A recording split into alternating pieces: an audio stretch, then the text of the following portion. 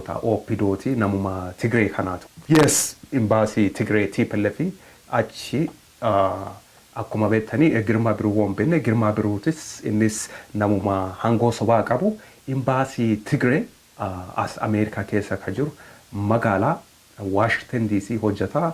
I think maybe hoggaa 10 ol achi hojjechuun dhabuudha. Girmaa Birruu kuni akkuma duraan jedhe miseensoota OPDOti TPLFti hojjeta. OPDO kajaare TPLF Tigreetti jaare isaanii Tigreetti hojjetu ergaa Tigreetti deemanii jechuu. Girmaa Birruutis ergaa deemaa jechuu TPLFti imbaasii as taa'ee hojjeta. Anyways Girmaa Birruu akka artikiliin kun ka duraan jecha ture artikilii tokko jira. Akka artikiliin kun jedhutti artikilii A Letter to Prime Minister Hailemariam Desalegn kan keessa Girmaa Birruu is number 8 dha. Artikilii kan walaa dhufeetanii number 8 irra jira. Listii tokkooti haga 13 jira namoota duroomani miiliyoonii hedduu ka qabanis biliyoonii illee ka ta'anis jiru.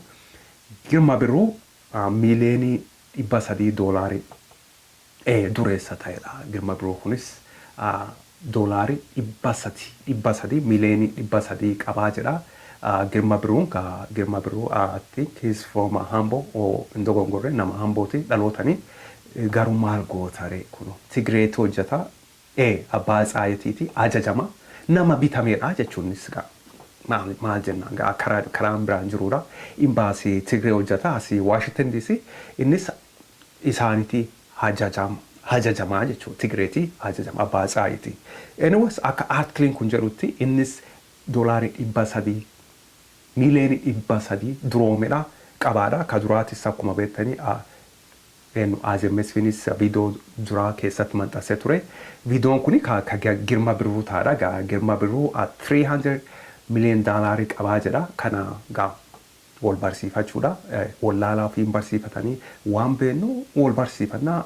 Anis akkuma duraan jedhe viidiyoo biraa keessatti akka jedhe ani barataadhas barsiisas waan beeknu wal barsiifannaa. Wallaalas barsiifannaa hin gorfannaa. Wallaalaa fi hin barsiifatanii jedhaniidha.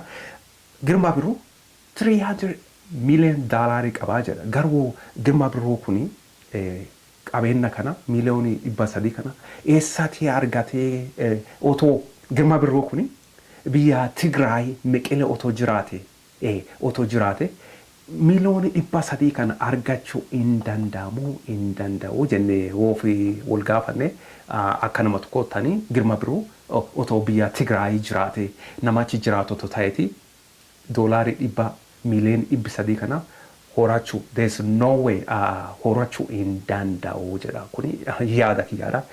Yaada nama tokkooti. Guutuu walaaluu feetan artikilii kana asii gaditti isanii maxxanseedha.